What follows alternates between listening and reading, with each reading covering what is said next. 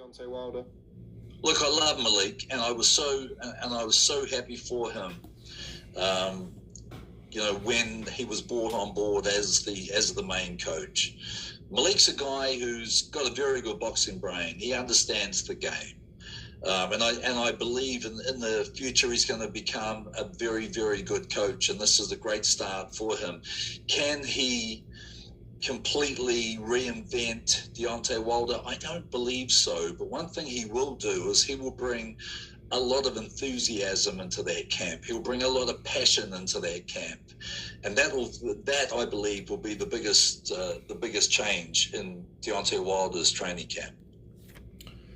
Those are the words of Kevin Berry on his take on Malik Scott training Deontay Wilder. And as you can tell, that there's a lot of respect that Kevin Berry has for Malik Scott.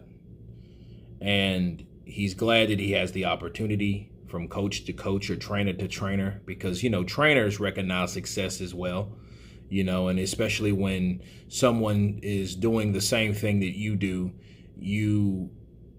a lot of people are happy. You are happy for the success, because Deontay Wilder is the former WBC heavyweight champion of the world, once beaten, and had the title for 5 years. Now he's able to become in charge of resurrecting his career and changing this whole thing around. From February 22nd to October 9th, he is responsible for doing so. Now, what I liked about what Kevin Berry said is Malik Scott will bring a lot of passion and a lot of enthusiasm to the camp. And I think he's already done that. So if that's one of the mission accomplished already. Because if you've seen and noticed Deontay Wilder, he's dancing. He looks like he is at peace while he's training. I never seen Wilder so happy to train, so eager and motivated to train like he's been with Malik Scott. I think Malik Scott has given him that type of joy, like they talk about the connection where they have and how they click. And I think because of the connection and how they click is demonstrating and showing us why Deontay Wilder is doing what he's doing, and in how Malik Scott can get him where he wants him to be mentally, okay? And I think JD's was a good motivator, but I don't think that he had the boxing brain or the knowledge like Malik Scott, okay? Even though those guys were around, again, they weren't allowed to do but certain things. And just briefly looking back, it was amazing how he did everything like he did anyway. So if you look at the confidence of Deontay Wilder, it wasn't because of training, because he said he skipped that. It wasn't because of technique, because they didn't really work on that. It was just because of him being blessed with God-given talent and throwing the right punch at the right time and getting that fighter out of there. So it's an amazing thing that he only has one loss when it came to that type of training camp, that everybody wasn't allowed to do certain things and this, that, and the other. But this is a new day, okay? And I don't think Kevin Berry, I think his thing is Deontay Wilder, not Malik Scott.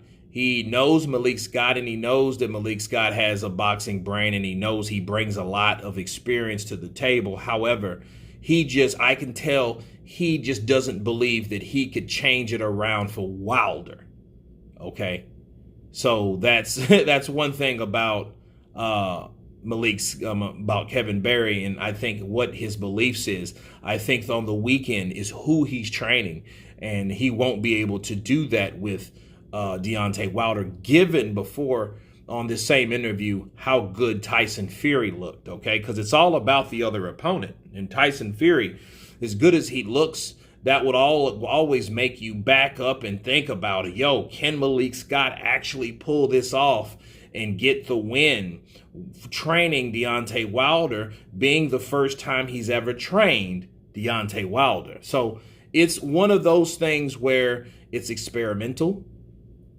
It's very interesting.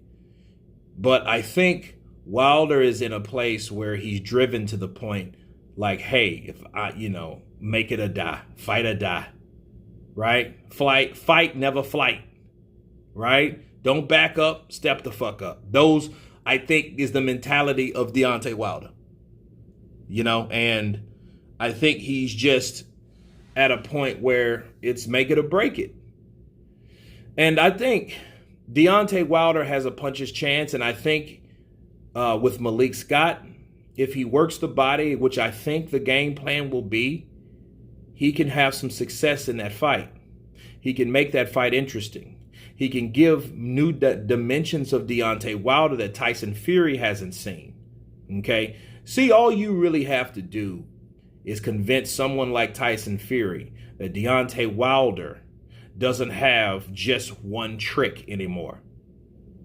Okay? I want people to understand that. See, when you have a fighter that figures or has you figured out, but then you're giving him so many different dimensions of your game now, I think that's really going to make Tyson Fury step up and step back and think like, okay, what is this guy really doing? He's really here to fight.